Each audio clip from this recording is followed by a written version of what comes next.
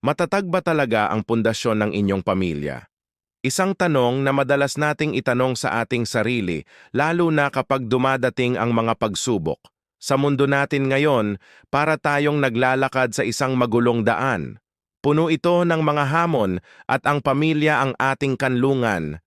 Ngunit paano kung ang kanlungan mismo ay nagsisimula ng gumuho dahil sa bigat ng mga problema?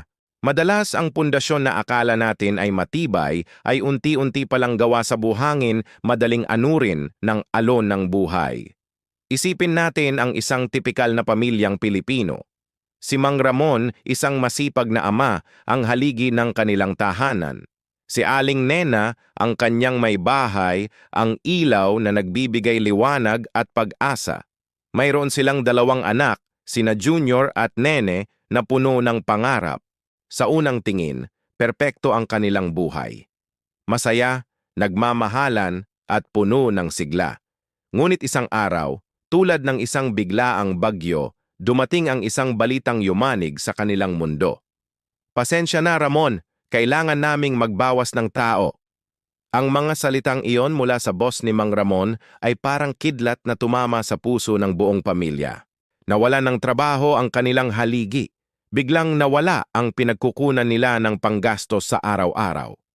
Ang dating masayang hapagkainan ay napalitan ng katahimikan at mabigat na pag-aalala. Ang mga ngiti ay napalitan ng mga buntong hininga. Nagsimulang magbago ang lahat. Si Mang Ramon, na dati laging nakangiti, ay naging balisa at madalas tulala. Si Aling Nena naman, sa sobrang pag-aalala kung saan kukuha ng pambili ng pagkain at pambayad ng mga bayarin, ay naging iritable. Ang dating malambing nilang pag-uusap ay nauwi sa maiinit na pagtatalo. "Paano na tayo? Anong gagawin natin?" Paulit-ulit na tanong ni Aling Nena. "Huwag mo akong tanungin, ginagawa ko na ang lahat." Sagot naman ni Mang Ramon na may halong inis at pagkadismaya. Ang mga anak nilang sina Junior at Nene ay tahimik lang na nakikinig sa isang sulok. Ramdam nila ang tensyon. Nakikita nila ang lungkot sa mata ng kanilang mga magulang. Ang dating masayang tahanan ay unti-unti nang nababalot ng dilim. Ang pundasyon ng kanilang pamilya na akala nila'y matatag ay nagsisimula ng magpakita ng mga bitak. Para silang isang bahay na itinayo sa buhangin na unti-unting tinatangay ng malakas na agos ng problema. Sa gitna ng kaguluhan at kawalan ng pag-asa, isang gabi, habang umiiyak si Aling Nena sa kanyang silid, napansin niya ang isang lumang Biblia na nakapatong sa mesa. Naalala niya ang mga salita ng kanyang lola.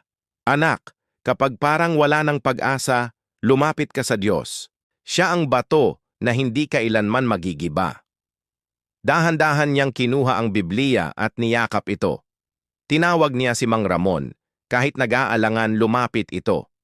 Tinawag din nila ang kanilang mga anak.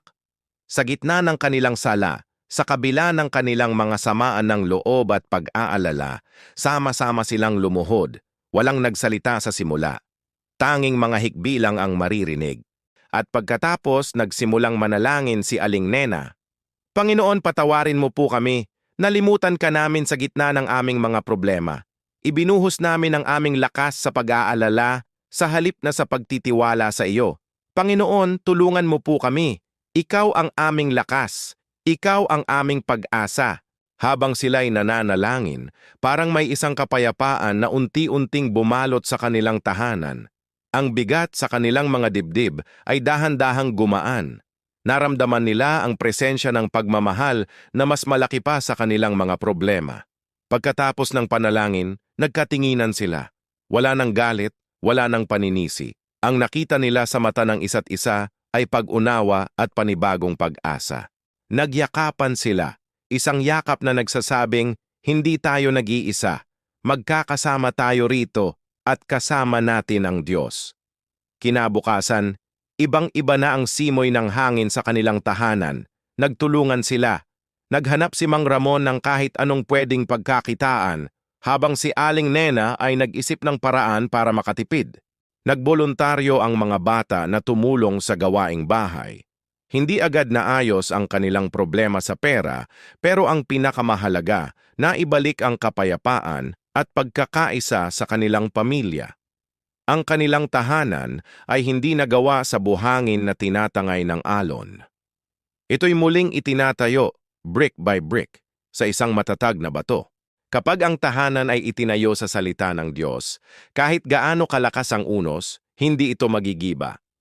Ang pagdarasal, pagtitiwala at pagkakaisa na nakasentro sa Kanya ang nagsisilbing semento na nagpapatibay sa pundasyon ng pamilya. Dahil ang tunay na lakas ay hindi nagmumula sa sarili nating kakayahan, kundi sa pananampalatayang nag-uugat sa Kanya na lumikha sa atin. Tulad ng sinabi sa Mateo 7:24, ang bawat nakikinig sa aking mga salita at nagsasagawa nito ay gaya ng taong matalino na nagtayo ng bahay sa ibabaw ng bato. Naway maging inspirasyon ito sa bawat pamilya.